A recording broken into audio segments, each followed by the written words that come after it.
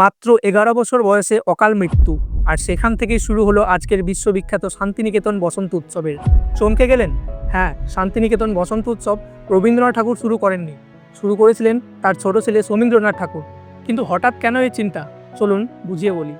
আমরা সবাই জানি রবীন্দ্রনাথ ঠাকুর মাঝে মাঝেই জোড়াসাঁকো থেকে শান্তিনিকেতনে আসতেন প্রকৃতির মাঝে সময় কাটাতে।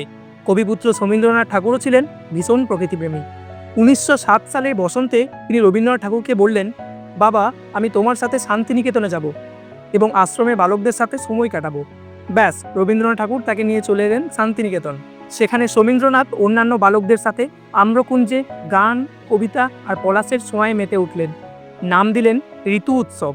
ঠিক করলেন বাবার সাথে প্রতি বছর বসন্তে শান্তিনিকেতন আসবেন এবং ঋতু উৎসব পালন করবেন। কিন্তু দাঁড়ান, শিশু সমীন্দ্রনাথের সেই স্বপ্নই রয়ে গেল। সেই বছরই কলেরায় সমীন্দ্রনাথের অকাল মৃত্যু হয়। পরের বছর বসন্তে কবিগুরু রবীন্দ্রনাথ ঠাকুর তার পুত্রের শূন্যতা অনুভব করেন এবং গত বছরের তাদের ঋতু উৎসবে কাটানো মুহূর্তগুলো মনে করে শোকাচ্ছন্ন হয়ে পড়েন। তিনি শান্তিনিকেতন গিয়ে ব্রহ্মচর্যাশ্রমে বালকদের সাথে ঋতু উৎসব পালন করেন। ছেলের সে অসম্পূর্ণ স্বপ্ন আর স্মৃতিকে বুকে টেনে নিয়ে রবীন্দ্রনাথ ঠাকুর পরবর্তীকালে এই উৎসবকে বসন্ত উৎসব হিসেবে পূর্ণতা দেন। যে উৎসবে গভীরে লুকিয়ে আছে এক বাবার চাপা কান্না, তাকে কি আজ কেবল ডিজে আর হুল্লোড় দিয়ে ভাসিয়ে দেওয়া ঠিক? কারোর স্মৃতির উদ্দেশ্যে পূর্ণতা পাওয়া এক উৎসব আজ এক অশ্লীল রঙের খেলায় রূপান্তরিত হয়েছে। এই বিষয়ে আপনার মতামত কি? কমেন্টে অবশ্যই জানাবেন। আমি কিন্তু সব কমেন্ট পড়ব।